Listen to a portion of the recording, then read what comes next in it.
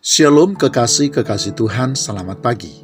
Saudaraku sekalian, di dalam kitab Bilangan pasal 14 ayat yang ke-6 sampai dengan ayat yang ke-9 diceritakan, Yosua bin Nun dan Kaleb bin Yefune yang termasuk orang-orang yang telah mengintai negeri itu, mengoyakkan pakaiannya dan berkata kepada segenap umat Israel, "Negeri yang kami lalui itu untuk diintai adalah luar biasa baiknya.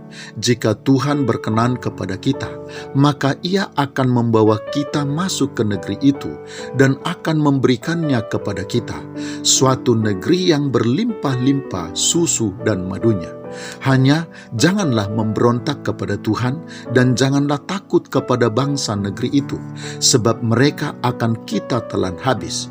Yang melindungi mereka sudah meninggalkan mereka, sedang Tuhan menyertai kita. Janganlah takut kepada mereka."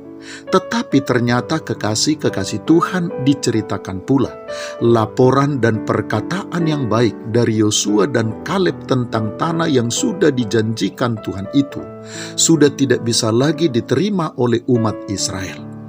Mereka terus memberontak dan bahkan hendak melontari kedua pengintai itu dengan batu.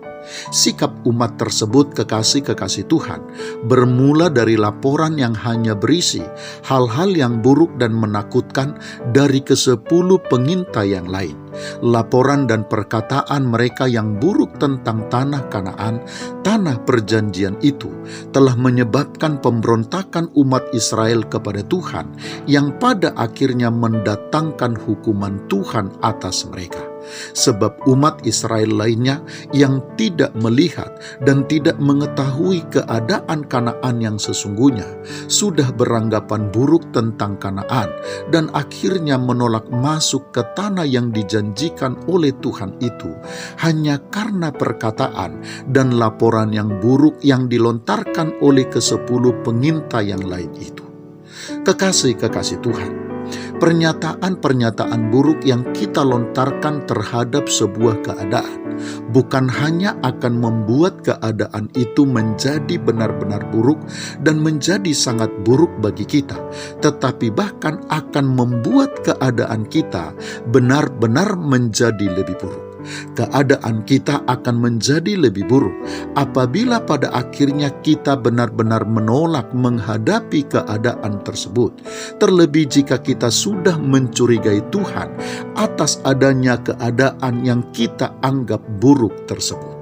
Padahal kekasih-kekasih Tuhan, sejatinya keadaan yang sudah ada pasti tidaklah seburuk yang kita bayangkan, karena sudah pasti keadaan apapun, bahkan keadaan yang buruk sekalipun, telah ditetapkan oleh Tuhan untuk kita masuki sebagai jalan bagi kita menuju penggenapan rencana dan rancangannya yang sempurna atas kehidupan kita. Keadaan apapun, kekasih-kekasih Tuhan, tidaklah seburuk yang kita bayangkan.